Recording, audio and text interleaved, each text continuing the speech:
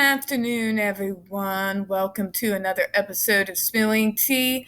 I am your host, Tiffany Daniels, and we are going once again back to that wonderful world of those evil bastards, the JRC.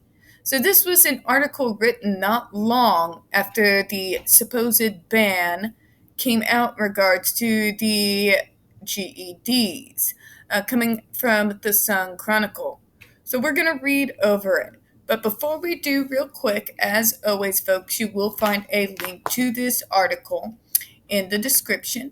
You will also find the video that kicked off the entire series of these videos here and why we are going over it again. Also included is a link to the Shut the Judge Rotenberg Center Down petition. If you haven't signed it already, please do. All right, folks, without further ado, this is from March 10th, 2020. Our View, a controversy with no end in sight. Now, when we talk about the Judge Rotenberg Center, folks, just a warning if you have young ones present, we do talk about with vivid descriptions of and sometimes actual footage of the torture and abuse of people with disabilities. So, if you do have those young ones present, please go ahead and wear your headphones. Also, folks, it's been an extremely long day.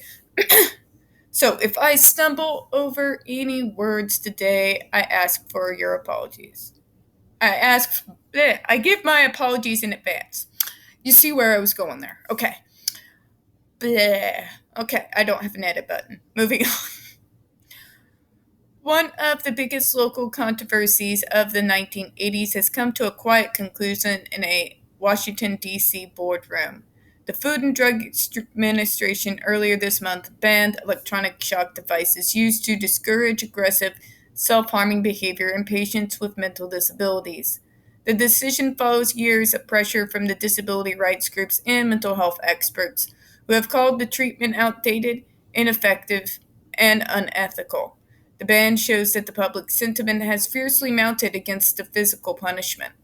The prohibition is directed entirely at one place, the Judge Rotenberg Educational Center of Canton, the only program in the United States to use the treatment.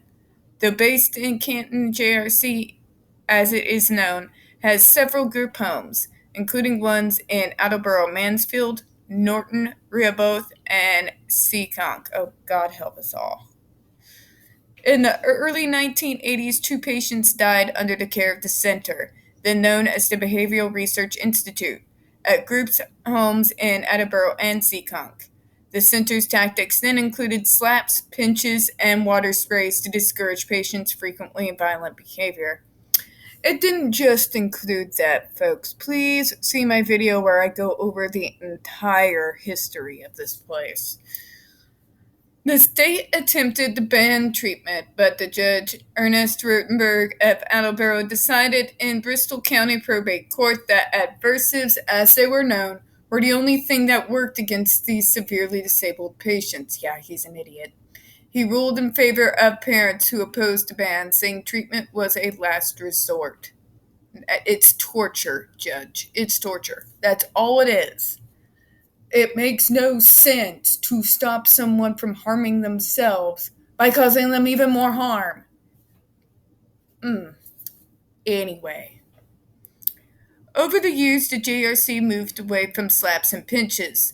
Instead, the school uses shock devices carried in students' backpacks, which were attached to their arms and legs via electrodes. School staffers trigger a 2-second shock to a patient's skin by using a remote controller.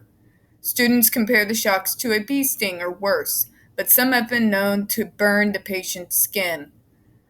It does a lot more than that, folks. We've all seen the video. I call major bullshit. Bullshit. Bullshit. Through the advancements in medical science, there are now more treatment options available to reduce or stop self-injurious behavior. Dr. William Mazel, a director in the FDA's Device Center, said in a statement. There have been several attempts in the Massachusetts legislature to ban the shocks, without success. If we tried to apply this brutal device to a prisoner in Guantanamo or someone in Abu Ghraib, there would have been worldwide outrage. Thank you, a state legislator said. In fact, it's against the Eighth Amendment in our country, right? Cruel and unusual punishment. But we allow it for these innocent children. It's just not right. Although the FDA has taken the unusual step of banning the treatment, the story may not be over. The school, with the backing of parents, plans to appeal the ruling. We've gone over that, evil bastards. We will continue to fight to keep our loved ones safe and alive and retain access to this treatment of last resort, which has allowed them to live a productive life. Productive life! Excuse me. Productive life, they say. Yes, everyone deserves a productive life where they're being tortured. Fuck me, said members of the Rosenberg's Parents Association in a statement. There's simply no alternative. No, Karen, you just don't want to believe there's an alternative, because if you believe there's an alternative, that means you've given your child up into the hands of torturers and allowed them to be abused and tortured and sleep deprived and food deprived. That means you allowed this to happen to your child and did nothing.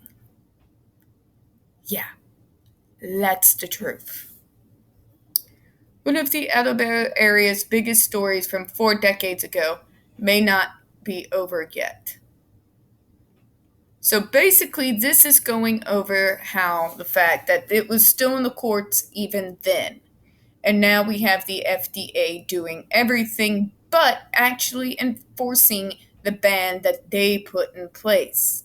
And the fact of the matter is, Judge Rotenberg, folks, they want to just tire out the FDA, probably with lawsuit after lawsuit after lawsuit. These parents are convinced, I don't know, there's a part of me that wants to think better of them. There's a part of me that wants me to think that they can't allow themselves to admit that what they signed their children up for was horrific abuse and torture. No, they couldn't do that. They're good people. They're good law-abiding people, according to them. So then the other people, as advocates, we must be wrong. We must be wrong, and how dare we? How dare we try to wiggle our ways past their self-delusion and force them to stare at the truth? Another part of me thinks a lot of these parents, and I've watched video after video after video of these apologists, folks, that it became more about them than about the child. And it's unfortunately something I've seen a lot, both in a professional capacity and I've seen it everywhere. Parents who view their kids as broken, damaged, burdens, tragedies. People who think that their child would have been better off born dead than to be born with a disability. And when someplace like this comes along to take that kid off of their hands, well, oh my gosh, they get their lives back. You'll hear it in multiple videos. We've watched a few on this channel, actually. Their lives go back to normal. Meanwhile, their child is suffering, screaming, begging for help, begging for death. Yeah, it's that dark. But anyways, I go off my point here. This place just disgusts me. I swear, if I won't say what I would want to do. Anyone who knows me knows what I want to do.